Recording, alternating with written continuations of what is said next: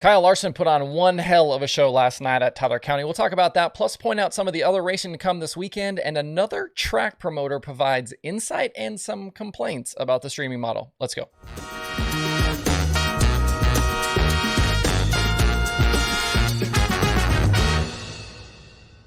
It's Friday, September 30th. I'm Justin Fiedler. This is Dirt Tracker Daily. If you didn't watch the Hillbilly 100 last night from Tyler County for the Lucas Oil Late Model Dirt Series, I would definitely recommend going back and checking that one out today. The results sheet says Kyle led all 100 laps to score his second career series win, but it was an absolute masterclass of a performance. He started outside front row and spent the entire race trying to keep his competition at bay through lap traffic. That traffic came into play on something like lap 6. I mean, they started the race and they were in it. And they were in it early and often. Larson had Brandon Shepard right on him for most of the laps, with guys like Garrett Alberson also in the mix. And there were many times where the Rocket House car was even with or maybe even slightly ahead of the Rumley 6, but Larson kept battling. It's one of the skills that I think Larson is able to easily take from car type to car type. It's that ability to work through traffic. It's a nice mix of his aggressive moves and good decision making, and he needed all of it last night to earn the victory. Afterwards, in victory lane, Larson admitted that guys behind him were probably even a little bit faster, but obviously that racecraft that he has was just enough to keep them at bay. Shepard and Alberson ended up second and third. In that Lucas points battle, Shepard did make up 20 points on McCready, but the gap is still 160, and that feels more and more like it's going to be too big to overcome with just a few nights left. And hat tip to Josh Richards last night. He started 10th, ended up 5th. It was the first time we'd seen Richards in the top 5 in a national touring late model race since Sharon Speedway with the Outlaws in May. Hopefully this means that Boom Briggs' own team is headed in the right direction and that Josh is feeling better after those injuries he suffered earlier in the year. So no racing for Lucas tonight as that show at Raceway 7 was canceled. They are scheduled to go to Pennsylvania on Saturday for the Pittsburgher. Keep an eye on that forecast, though. Remnants from Hurricane Ian will affect a lot of the eastern United States over the next few days, and that one could be at risk. Also in action last night were the ASCS sprint cars for the first of 3 nights at I-30 Speedway. The Short Track Nationals actually start tonight officially, but last night's ASCS Mid-South Region show still drew what will probably be the entire field of cars. Last night they had more than 70 guys checked in. The feature was dominated by Aaron Reitzel, who battled early on with Wayne Johnson but got away at the end. Sam Haverteam Jr. and Jordan Mallett joined him on the podium. Tonight's show will feature twin main events with the top 2 finishers in each transferring into Saturday's main event that pays $15,000 to win. Remember, this is the final race weekend ever at I-30 with the facility set to be sold to Copart. If you can't be there, you can watch live over on FloRacing. A lot of the racing in the East has already been canceled or lost for the weekend, but we still have plenty of other things to check out. I think we're good to go for tonight at Williams Grove for the National Open opener, but I think Saturday's big show is probably in pretty serious jeopardy. The Outlaws Championship battle is down to Brad Sweet and David Gravel, and this would normally be a weekend where someone like Gravel could have made up ground on Sweet, but with what we've seen from the Big Cat recently, I don't think that's a given here. Central PA was always a tough place for Sweet, especially Williams Grove, but we can't say that. The Napa 49 was in victory lane at the most recent stop at the Grove, with Sweet leading the final 3 laps and outdueling Danny Dietrich, Sheldon Hodenshield, and Donnie Schatz. We know Gravel can get around the Grove just fine, but this could actually be a weekend where Sweet could add to his points lead and really start to put this thing away. Other recent Outlaw winners at the Grove include Lance DeWeese, Brent Marks, and Carson Macedo. All 3 of those guys could be solid win picks tonight. I also think there's a decent chance we see Kyle Larson. Tyler County is about 4.5 hours away from Williams Grove, and Larson isn't needed at Talladega until tomorrow. And I've seen some stuff online that maybe he's going to be there, maybe he isn't. We'll have to wait and see on that one.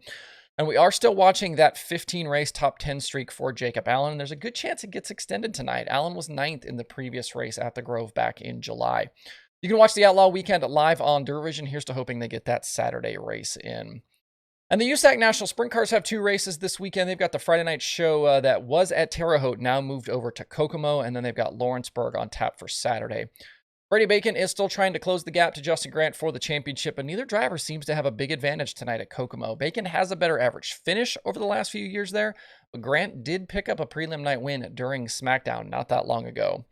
As for Lawrenceburg, the average finish edge goes to Bacon, and we've seen the Macho Man win twice there over the past 5 races. He's going to need some of these good finishes to start stacking up if he's really going to run down JG.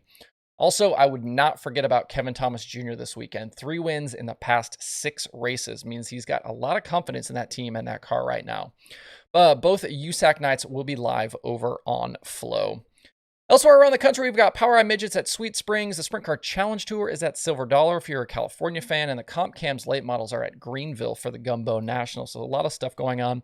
Plenty of action to check out. Drop me a comment, let me know where you're headed, what you'll be watching, and maybe some win picks for the weekend. Before we close out today, I want to point you to a video that got shared in the comments on yesterday's show from John. In it, Paris Auto Speedway announcer Scott Delosio interviews track promoter Dan Kazarian. There are some interesting things to take away from that one. Paris is currently in a fight against a construction project that they feel will harm the fairgrounds, so Kazarian has been out in the public a lot lately. If you want more details on that construction project, go find my daily show from September 6th. We ran through everything with the dam and what they're working on and what everybody's upset about. In this interview, though, they talk about the construction, but also about streaming and promoting issues, which obviously was of interest to me, especially with all the things we've talked about lately and heard about lately from promoters.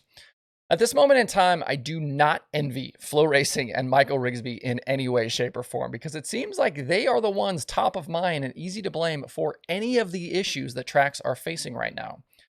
Kazarian is asked about streaming around the 4-minute 30 mark in the interview, and he wastes no time saying he isn't a fan of Flo. It's like literally this first sentence.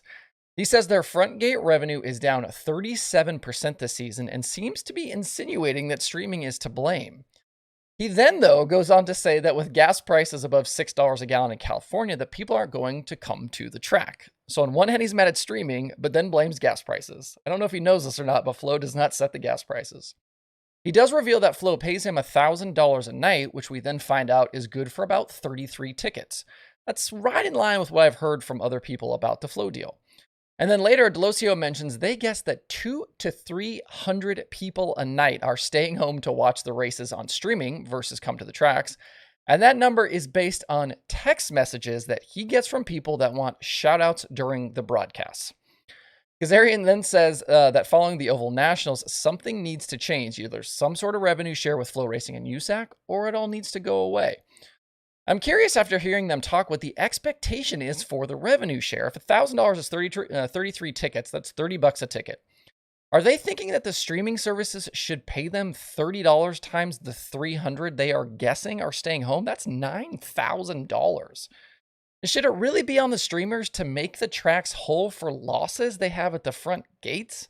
It's an interesting thought experiment to go deep on this issue and really think about the revenue pie, what the model is or could be, and who exactly owns the racing. Does the series own the racing? Does the track own the racing? Who should have the streaming rights here? And we can also throw the racers in here because there have been no lack of complaints from their side, especially at the highest levels, for wanting more money as well and a bigger piece of the pie. Higher paying races, more tow money, more guarantees. And there's clearly no right answer here, as we've seen these same problems exist across sports. Labor stoppages and lockouts and renegotiations based on TV contracts, labor unions, all this stuff. And NASCAR is about to go through all of this with their charter holders as they work on a new TV deal for the future. I'm guessing when PRI rolls around in December, there could be a lot of heated conversations behind closed doors about a lot of these deals and what it means for the future. We'll then start to find out who really has the power in these cases and who can exert change and influence and try to get something done or not get something done. If you're curious to watch that video, I'll put a link to it in the video description below if you would like to watch it for yourself. As you might expect, the streaming schedule is plenty busy over the next few days. If your track or event gets rained out, there will be plenty of other shows to watch over the weekend. You can see that full daily streaming schedule over at dirttracker.com/watch tonight. Everything you need to know, the racetrack, what divisions are racing, what streaming services it on, and of course, links to watch.